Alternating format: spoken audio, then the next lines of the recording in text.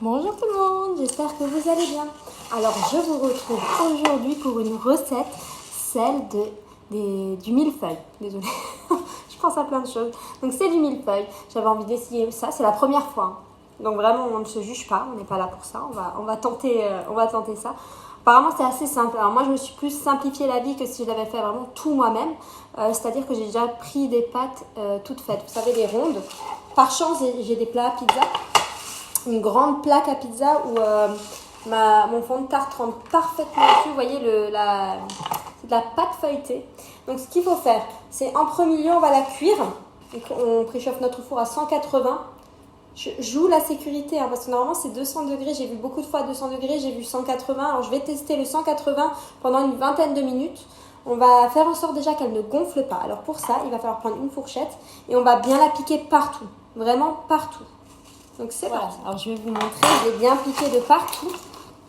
Voyez, hein. Vraiment partout. Alors ce que je peux faire, c'est soit je coupe tout de suite mes parts. Vu que vous avez vu, c'est rond, normalement un millefeuille c'est rectangulaire. Moi je vais faire comme des parts de gâteau. Vous voyez, on va modifier un peu ça. Je ne sais pas si je coupe avant ou après, mais je pense que je vais couper après. Je vais déjà mettre à cuire. Donc pour ça, il faut donc le poser comme ceci. On va mettre une autre feuille de papier sulfurisé et quelque chose de lourd dessus. Ce qu'on peut faire, c'est qu'on va cuire 20 minutes. Au bout de 10 minutes, la sortir, appuyer un petit peu ou même pas la sortir un peu avec les gants. Je vais y aller avec les gants en silicone, les Malik, pour bien appuyer dessus pour enlever un maximum d'air pour pas qu'elle gonfle. Le but, c'est pas qu'elle soit... que la pâte feuilletée soit toute gonflée. Le but, c'est qu'elle soit aérée, mais non plus pas trop. Hein. Comme un vrai millefeuille, en fait. Donc... Enfin, ce sera un vrai millefeuille, mais maison. Généralement, industriellement, je trouve que c'est pas trop... Vous savez, c'est quand même assez plat. Donc, on va essayer de refaire ça. Vous voyez, j'ai remis une feuille sulfurisée dessus. Et je vais prendre... J'ai plein de... Vous voyez, des plaques à pizza. Vu qu'il faut que ce soit quand même lourd, je vais mettre les plaques à pizza dessus. Ça doit être quand même relativement lourd, je pense. Je sais pas si les 4, ça fera pas beaucoup. Parce que celles-là, elles sont vachement relativement lourdes. Donc, je vais mettre ça. Je vais mettre à chauffer. Et je vous retrouve une fois que ce sera cuit. À tout à l'heure. Enfin, à tout de suite du coup, mais moi, tout à l'heure. Et voilà, pendant que ma pâte feuilletée cuit, donc là, ça fait 10 minutes que je l'ai mis. J'ai juste rappuyé un petit peu, vous savez, sur les... j'ai mis donc les plaques à pizza par-dessus. Et donc, avec mes gants en silicone, j'ai pu appuyer dessus pour pouvoir, vous savez, faire en sorte qu'elle ne soit pas gonflée. Parce que là, elle était déjà en train de gonfler. Donc, je fais en sorte qu'elle reste bien plate. Alors, on va continuer avec la crème anglaise pendant que tout ça a cuit parce que j'en ai 3 à faire cuire. Donc, 20 minutes. Donc, au bout d'un moment, il sera 1 heure et j'aurai tout rien fait. Donc, on va enchaîner. On va utiliser les ravières. Vous savez, les bols comme ça en 300 ml. Donc, j'en ai pris 2. Un avec le couvercle, l'autre vide, vous allez voir pourquoi.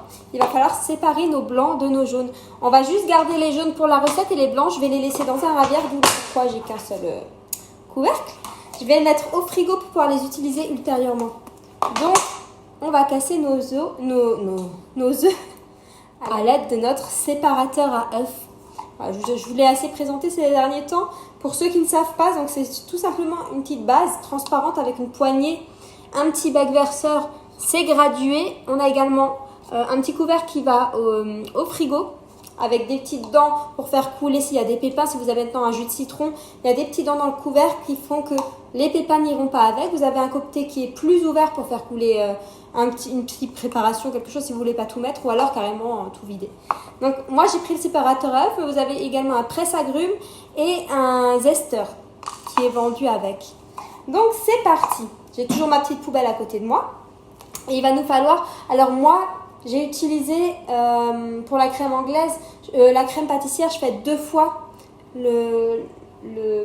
les ingrédients qu'il me faut, tout simplement parce que je ne sais pas si ça suffira, la recette de base pour faire le millefeuille, sachant que j'ai 2 couches à faire. Du coup, j'ai peur que ce soit pas assez une seule préparation, donc je la fais en double. Du coup, il me faut, normalement c'est 2 jaunes d'œufs, là il va nous en falloir 4. Donc pour casser un bon coup, hop, on met sur notre séparateur, ça ici, j'ai mon petit chiffon à côté pour m'essuyer les doigts. Et hop, on va faire couler tout le blanc, vous avez vu c'est efficace. Hein. Et le jaune ne passera pas à travers, vous voyez je penche bien mais il partira pas avec. Donc hop, je mets mes jaunes dans un et mes blancs dans l'autre. Et comme ça je vais faire avec les 4 œufs. Alors là où c'est pratique, c'est que si maintenant j'en ai un qui n'est plus bon, au moins ça me permet de le jeter tout de suite. Donc on le sent, on le voit, on peut tout de suite enlever ce qui est juste dans le bol sans risquer de jeter tout le reste en fait. Ce qui est bien dommage, faut avouer. Donc, mon chiffon vient de tomber. C'est pas étonnant. Donc hop, et je continue, j'en ai encore 2. Ça me permet de vous raconter des choses au passage. Donc encore une fois, je casse pas mes œufs au-dessus pour éviter que la coquille aille dedans. Et comme vous le savez, sur la coquille, moi je les lave pas. Je sais pas si certaines personnes lavent leurs œufs. Et moi je fais partie de ceux qui ne les lavent pas. Du coup, ça évitera que les bactéries qui sont dessus aillent dans ma préparation. Vous voyez, ça coupe bien tout seul. Hein. Et hop, c'est plutôt rapide. Hein. Et pratique. Donc, d'un coup sec, mais pas trop fort pour éviter de casser le jaune. Hop. Même pour vos enfants, hein, pour ceux qui cuisinent avec les enfants, moi je cuisine avec mon fils. Et je sais que ça c'est pratique, hein, parce que lui, il adore casser les œufs. Alors ça c'est pas un souci, il veut m'aider et tout, c'est cool. Sauf que, c'est un enfant, il a que 4 ans. Donc c'est vite une catastrophe. Je vais juste laver, j'en ai mis un petit peu à côté. Hop. Avec ma duonnette.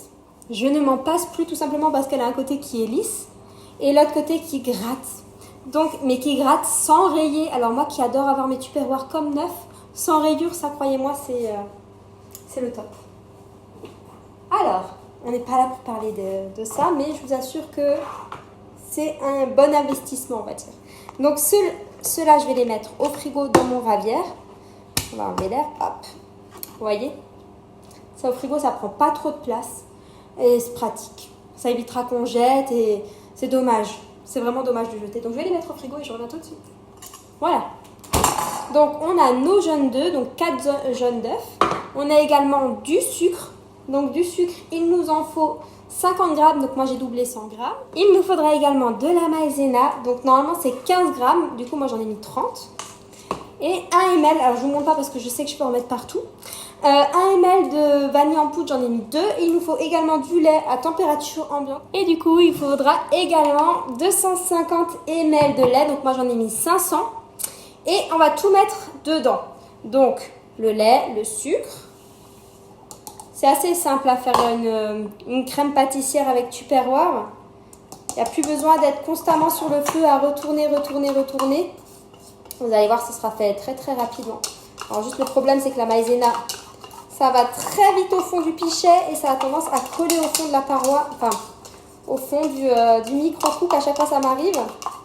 Et là, ça reste tout dans le bol. Voilà.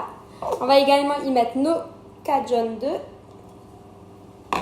Donc, vous voyez, c'est les ravières. Je vous montre souvent ceux-là, mais vous voyez, c'est la taille au-dessus. Hein. C'est super pratique d'en avoir plusieurs. Et notre vanille en poudre. Et ça, on va la mélanger au fouet. Donc moi, j'ai pris le fouet, celui-ci, tout simplement pour éviter les grumes. Et je vous disais que je déteste quand mes tupperwares sont rayés. Alors celui-ci, il faut savoir qu'au fond, il a il est comme granulé. Je ne sais pas trop comment vous expliquer. Du coup, mon fouet en métal ne va pas le rayer. C'est fait exprès. Donc là, on va bien remuer. Si vous voyez que la vanille, la poudre, elle a tendance à vouloir remonter, ce qui est normal. Quand vous allez la cuire, elle va s'incorporer avec. On verra toujours ces petits grains, ça c'est normal. Mais elle va finir par s'intégrer, par bien s'incorporer en fait dans votre crème pâtissière. Donc là, je suis désolée, je ne regarde même plus. je regarde ce que je fais. Là, on va mettre ça au micro-ondes pendant 3 minutes à 600 watts. Normalement, c'est 6 minutes à 600 watts, mais il faut mélanger à mi-cuisson. Donc, on va mettre 3 minutes 600 watts. Je remettrai 3 minutes. Et ça devrait être bon. Ça évitera en fait qu'une pellicule se fasse. Donc, ça reste bien nickel. Et on continuera de remuer de temps en temps une fois que ce sera cuit. Donc, c'est parti pour 3 minutes de cuisson. Et surtout, j'ai oublié de vous dire, on met le couvercle en position fermée. Hein. Normalement, c'est ça. Hein. Oui, faites cuire couvert. Voilà. Donc en position fermée, c'est-à-dire la position, vous voyez là, j'ai pas de trait, j'ai rien. Là, c'est juste pour faire couler l'eau. En fait, vous savez, pour quand vous faites chauffer des choses où il va y avoir de l'eau à verser ensuite, comme des pâtes, j'imagine, hein, vous voyez. Et bien, vous avez là les petits traits qui permettent en fait d'égoutter. Voilà, c'est égoutter. Et là, c'est la position fermée. Et après, en ouvert, vous la mettez comme ça avec les oreilles de côté, vous voyez, Les oreilles sont là, le bec il est là. Donc hop, nous on va mettre ça pendant 3 minutes à 600 watts. Et on se retrouve tout de suite. Les 3 premières minutes sont passées. Donc j'ai la vanille qui est toujours au-dessus. Hein. Vous allez voir cette pellicule bien foncée. C'est pas grave, c'est normal. Donc on va bien tout remélanger. Et on va remettre ça de nouveau pour 3 minutes à 600 watts. Et c'est parti. Voilà, les 3 minutes sont finies, donc j'ouvre. Et là, ça a bien pris. Hein. C'est vraiment moins liquide qu'avant. Ça l'est encore un peu, hein, mais c'est normal. En refroidissant, ça va en fait se raffermir. Donc là, ce qu'on va faire, c'est qu'on va couvrir avec un film plastique. Vous savez, vraiment, le film est au contact. Ça, c'est pour éviter, si maintenant vous voulez éviter que la croûte se fasse. Sinon, ce qu'on peut faire, c'est juste venir remuer de temps en temps. Donc là, c'est à vous de voir. Moi, je vais laisser comme ça. Et je vais remuer de temps en temps. En tout cas, ça sent super bon. Et franchement, elle est parfaite. Je sais pas si vous voyez, mais elle est nickel. Hein. Donc, comme dit, là, elle est bien chaude. Donc, elle est plus liquide que ce qu'elle devrait être. Mais en refroidissant, elle va vraiment, vraiment devenir comment dire, moins liquide en fait, plus compacte, je sais pas trop comment vous l'expliquer, mais en tout cas elle sent très très bon. Si pour vous il n'y a pas, vous pouvez y ajouter un peu de sucre vanillé à l'intérieur. Vous savez, quand vous faites votre mélange, vous enlevez un petit peu de sucre classique, vous remplacez avec du sucre vanillé. Ça c'est vous qui voyez. En tout cas là, je vois, elle prend déjà. C'est cool. C'est cool. Comment faire de la pâte, de la crème anglaise rapide et facile. Non, crème pâtissière. Désolée, je suis sur la crème. Il y a la crème anglaise juste en dessous, vous voyez. C'est tiré du bouquin en fait. Tu peux voir. Et juste en dessous, il y a la crème anglaise. Donc quand je lis, je vois marqué crème anglaise, je répète. Mais bon. Et ce qu'on peut faire également, c'est qu'on va préparer notre glaçage. Vous savez, au-dessus des millefeuilles, il y a un glaçage blanc avec du chocolat. Donc il va nous falloir notre stylo déco pour faire les fins traits de chocolat et notre stylo déco et notre poche à douille pour pocher notre crème pâtissière. Il nous faudra également la spatule coupante. Vous savez, je vais vous la montrer tout à l'heure en forme de triangle arrondi. En fait, tout simplement, elle a des dents pour pouvoir couper, ou alors je peux prendre le couteau à pain, hein, ça va aussi. Mais pour couper une pâte feuilletée qui est cuite, on va attendre qu'elle refroidisse. Et on va la couper ensuite en parts, donc comme un gâteau. En fait, tout simplement pour qu'une fois qu'il sera fait, ce sera plus simple à sortir les parts, vous voyez. Après, j'aurais pu très bien le faire, couper ensuite, mais c'est plus simple de couper avant, je trouve. Après, ça... Voilà. Donc, je vous retrouve tout de suite pour faire notre glaçage. Pour faire du glaçage blanc, c'est très simple. Moi, j'ai mis 100 g de sucre glace et 3 cuillères à soupe d'eau. Et là, on va juste tout simplement mélanger. Si vous voyez que c'est trop liquide, parce qu'il faut quand même que ça tienne sur notre pâtisserie, sinon c'est dommage si ça part de côté, hein, bah vous rajoutez un petit peu de sucre glace et au contraire, vous rajoutez de l'eau. Hein. Si c'est pas assez... Mais c'est à vous de voir la consistance que vous voulez. Là, vous voyez comment il est. Vous pouvez également y mettre du citron, du kirsch. Le kirsch, ça c'est une collègue à moi qui adore mettre du kirsch dans son glaçage, mais quoique c'est très très bon. Sachez-le, ça donne un goût vraiment vraiment très bon. Elle met ça sur les gâteaux de Noël, c'est trop bon. Mais sinon, voilà, vous pouvez l'agrémenter comme vous le souhaitez. Hein. Mais là, je trouve qu'il est vraiment pas mal, vous voyez. Et ce que je vais faire, c'est que je vais le mettre de côté parce que de toute façon, j'ai encore 2 plaques de pâte feuilletée qui doivent... Donc 2 plaques de pâte feuilletée à chauffer. J'ai également ma crème anglaise qui doit bien refroidir. Et donc, j'ai le temps, on va dire. Je voulais aussi vous signaler ma pâte feuilletée. Je vous disais 20 minutes à 180. J'ai changé. Maintenant, je comprends pourquoi ils disent 200 degrés et 40 minutes. J'ai compris. C'est bon. J'ai sorti ma pâte. Elle était très blanche. Très, très blanche. Donc, un conseil, mettez-la 40 minutes à 200 degrés. Donc là, j'ai augmenté. Il faut juste que ça rattrape du coup la différence. Ça va le faire.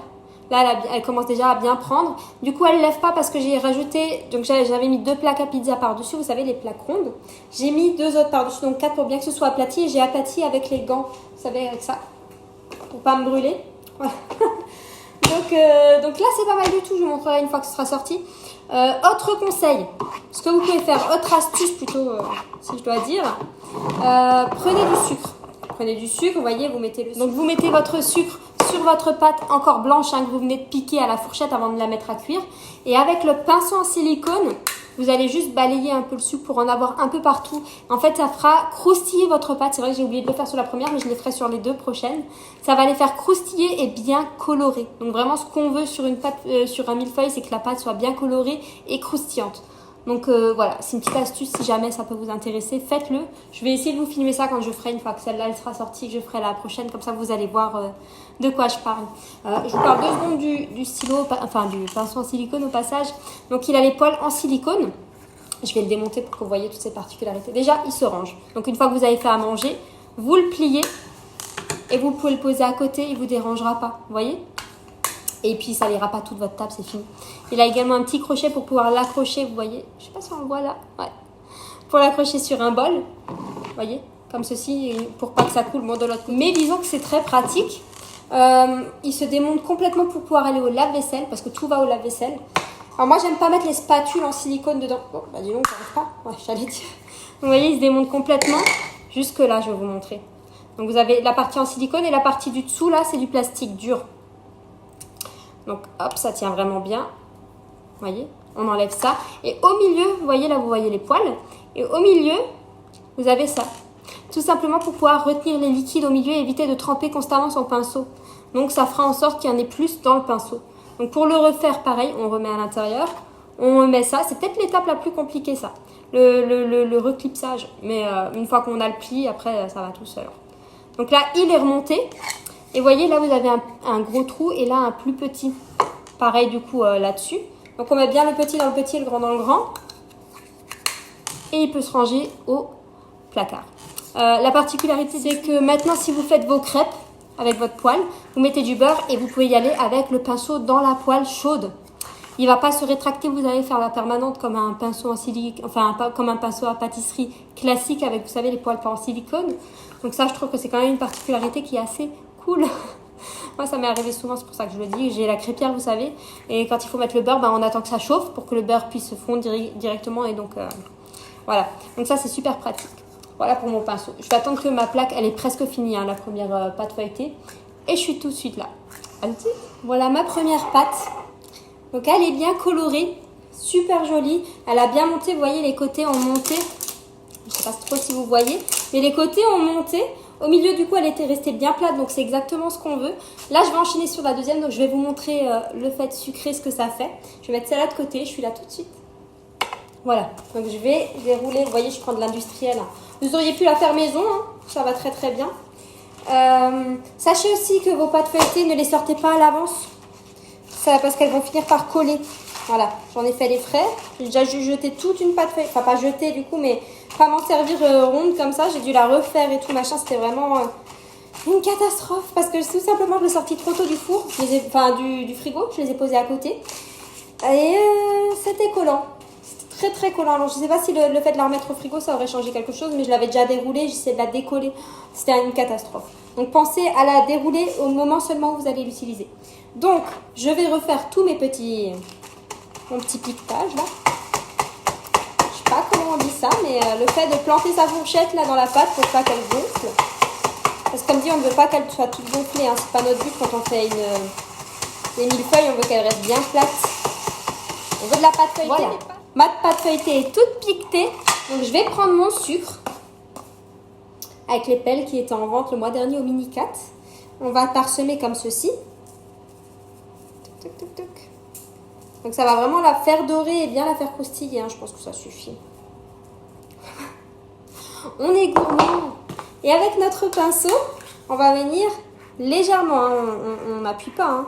On y va légèrement, c'est juste pour avoir le sucre qui aille bien partout et qu'on ait une coloration qui soit bien uniforme. Donc hop.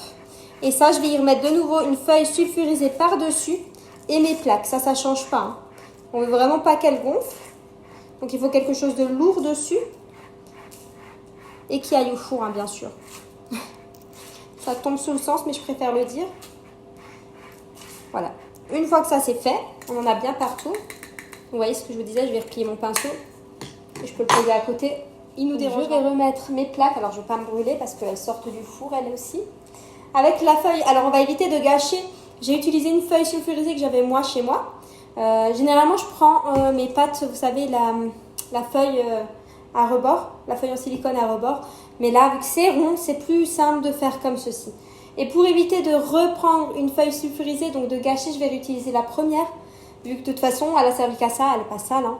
Donc c'est parti. Je vais juste pas me brûler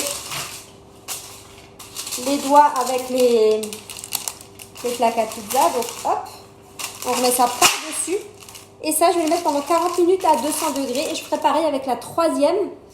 Et je vous retrouve tout de suite pour le résultat, pour le montage de mon millefeuille. À tout de suite. Et me revoilà, ça y est, mes 3 pâtes sont cuites. Alors c'est ça, je pense, le plus long dans cette recette, c'est vraiment la cuisson des pâtes. J'en ai 3. Alors généralement, on fait moins. Et forcément, ça va plus vite vu qu'on fait qu'une seule pâte rectangulaire qu'on va couper en 3 et ça nous fera notre millefeuille. Moi, j'ai choisi de faire avec 3 pâtes feuilletées, donc ça va être très grand, vous voyez. Donc ça ressemble à ça. Donc là, on en a une. Donc on met notre première pâte et on va y mettre dessus à la poche à douille notre crème pâtissière. Alors notre poche à douille, la voilà. Donc pour la faire, c'est très simple. Hein. Donc elle est réutilisable, c'est en tissu. On a un petit embout, vous voyez. Hop, on le met dedans, à l'endroit, si possible. Donc là, vous allez la voir apparaître. Hop, juste ici. Et je vais prendre cet embout-là, vous voyez. Vu qu'on veut pocher sur tout. Et on va utiliser le checker. Donc là, c'est que je trouve adorable. Vous voyez? Il est trop chou. Donc, je vais mettre ça de côté. Donc, j'ai une assiette qui fait exactement la bonne taille. Je trouvais que c'était incroyable. C'est pas une assiette, c'est un plat. Alors, quand on met des choses dans notre poche à douille, le mieux, c'est de prendre, vous voyez, ici, on pince, on tourne et on rentre. Ça évitera que ça coule dedans. Donc, vous voyez, ça va pile poil dans mon checker. Avec le 600 ml, c'est mieux, c'est plus haut. C'est plus simple. Donc là, on va prendre notre crème pâtissière. Alors, je l'avais mis au frais.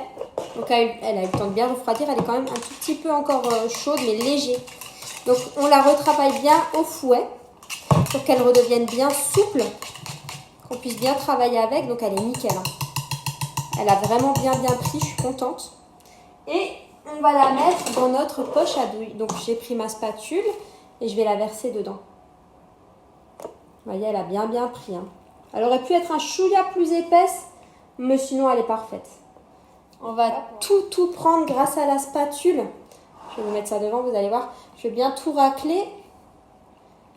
Bien, qu'on n'en perde pas une miette parce que j'ai ma phobie. Là, tout de suite, je vais vous dire la vérité, c'est de ne pas en avoir assez. Mais on teste. Je vous ai dit, c'est la première fois que je fais ça. J'adore les millefeuilles et je me suis dit, allez, faut se lancer.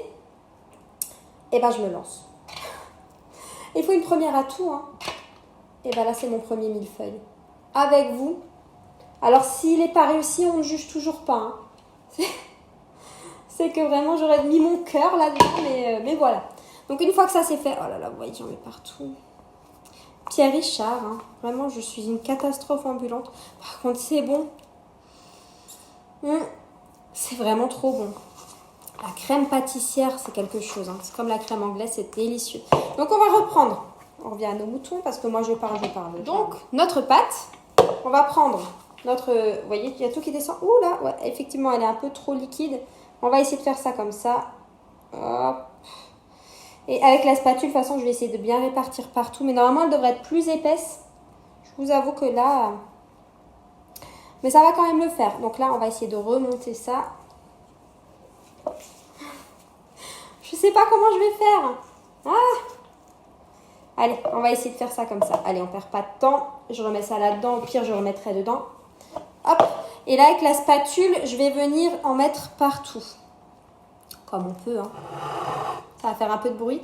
Et vu que là, mes plaques, elles étaient dessus, elles m'ont fait un petit rebord. Du coup, je vais pas en mettre... Il aurait peut-être fallu que je le coupe. Esthétiquement, ça aurait été plus joli. Mais ça va le faire. Ça va vraiment le faire. Donc là, on a vraiment une bonne couche. Vous en rendez pas compte ? Une belle couche. Donc, je suis contente. J'avais tellement peur de ne pas en avoir assez. Ah, c'était... J'ai hésité à en refaire avant. Je me suis dit, bon, allez, on n'est plus à ça près. Et finalement, non. Ça a l'air d'aller. Pour une première, je suis contente. Donc, ce qu'on va faire, c'est qu'on va prendre la deuxième. Donc, celle que j'ai fait cuire en deuxième, parce que là, j'ai l'autre qui est en train de refroidir encore un petit peu. Je vais la mettre par-dessus et on va continuer le montage. J'arrive. Et là, voilà. Vous voyez comme elle est bien dorée. Donc, ça, c'est celle où j'ai mis le sucre dessus. Donc, la première, je ne l'avais pas mis. C'est ce que je vous avais expliqué. Celle-là, j'ai mis le sucre. Donc, on va l'enlever. Vous voyez, elle tient bien. Presque un frisbee. Et regardez comme elle est bien colorée. Elle est parfaite. Donc, on va la mettre dessus. Du coup, moi, c'est un peu triché vu que c'est des industriels, elles ont toutes la même taille. Mais du coup, il va être nickel. Ça va être vraiment très, très symétrique. Et là, on va mettre notre reste de crème pâtissière. Hop. Alors, du coup, on va pas en perdre une goutte. Hein. Parce que le but, c'est qu'on en ait vraiment bien. Hop. Je pense que j'aurais dû en refaire. Ouais. À mon avis, je vais un petit peu le regretter. Mais c'est une première, alors vous voyez, il faut faire des essais, des tests. On fait des tests. Je l'ai fait avec vous du coup. Comme ça, si jamais vous le faites vous aussi pour la première fois, vous saurez qu'il faut en faire un peu plus que ce que moi j'ai fait. Mais ça a l'air pas mal quand même. Hein. Hop, on étale bien partout. N'oublions pas qu'il y a le rebord, donc forcément vous avez l'impression qu'il n'y en a pas assez. Mais ça le fait. Hop. J'hésite. Je vais peut-être en rajouter. Je vous avoue. Hein.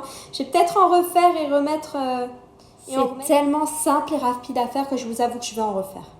C'est certain. Je vais en mettre dans la première couche, dans la deuxième, pour avoir vraiment cette épaisseur, vous savez, de crème pâtissière. Donc voilà. J'avais doublé pourtant la recette, mais j'aurais peut-être dû la tripler. Je vais le refaire. Je vous assure, je vais en rajouter. Mais là, pour l'instant, c'est pas problématique. On met ça de côté, puis je vais en refaire, je vais la laisser reposer, je vais la rajouter. Maintenant, on va passer. Donc là, vous avez la dernière. On va mettre du. Ouf. Notre petit. Désolée, du coup, je virevolte dans tous les sens. Notre sucre glace. Enfin, c'est pas notre sucre glace, du coup c'est notre glaçage. Mais voilà notre glaçage. Il est magnifique. Il sent bon.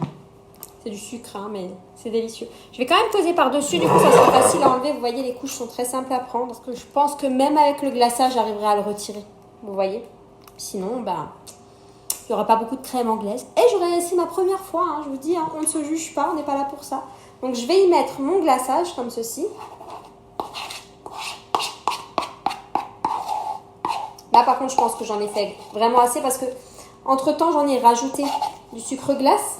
J'ai rajouté un peu d'eau, mais je voulais qu'il soit plus épais. C'est ce que je vous disais. Hein.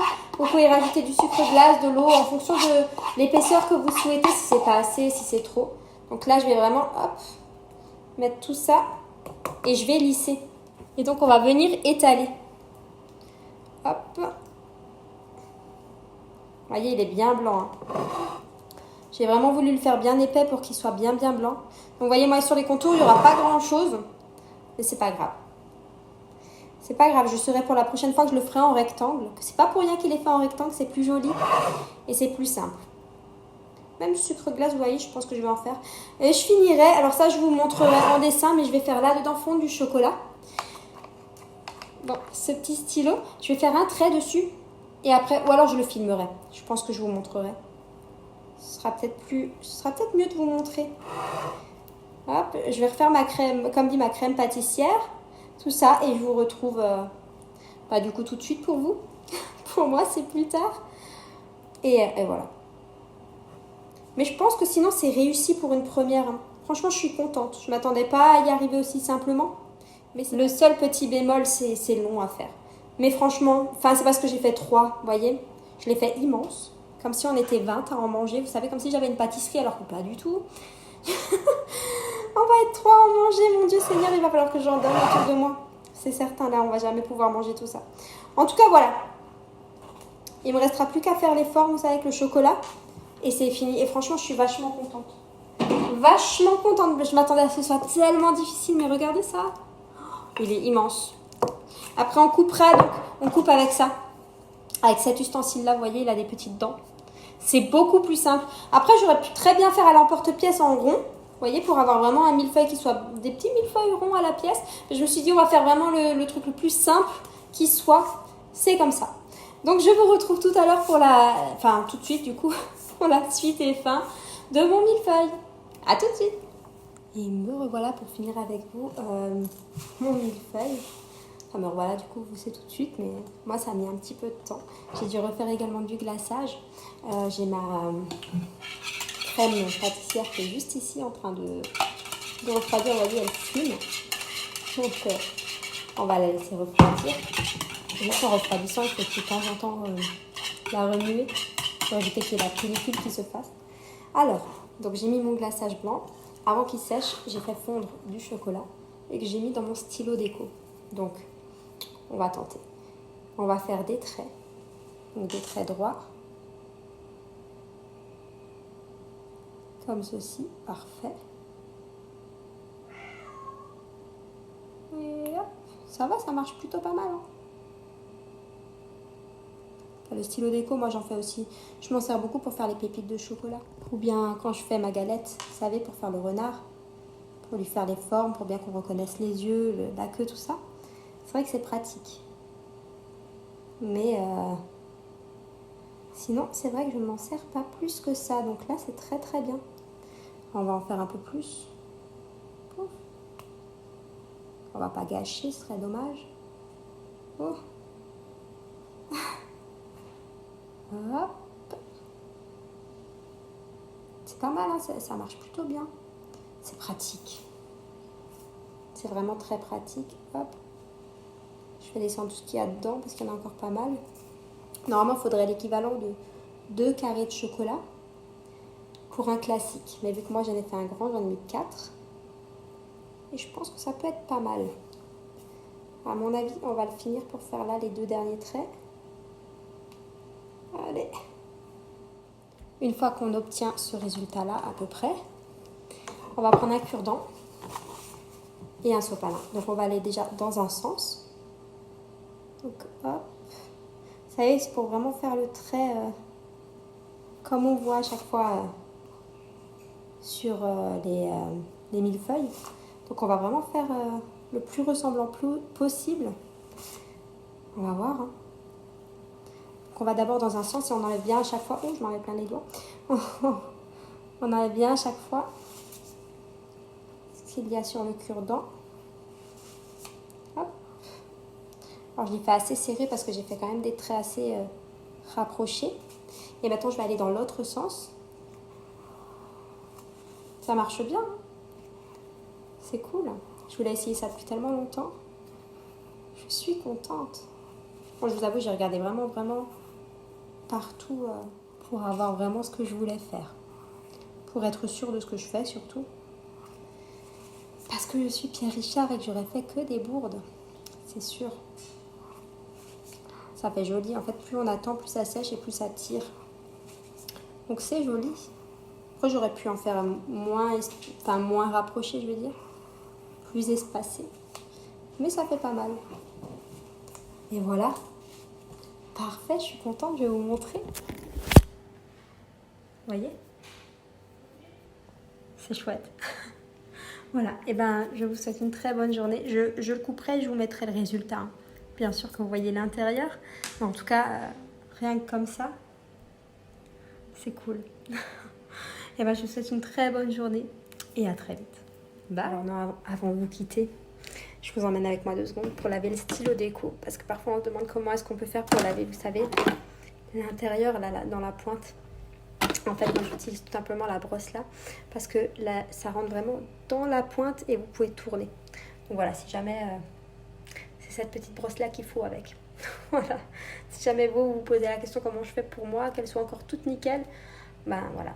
Même pour, vous savez, les couvercles des tupperwares, vous pouvez aller à l'intérieur du petit trait. Donc voilà, juste comme info. À bientôt!